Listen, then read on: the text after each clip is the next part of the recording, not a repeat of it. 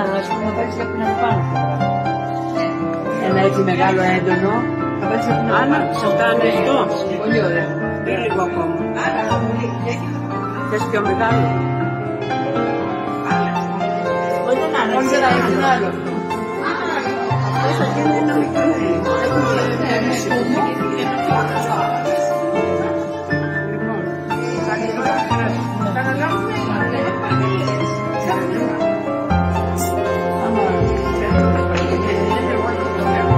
Λοιπόν, να σου άντρα.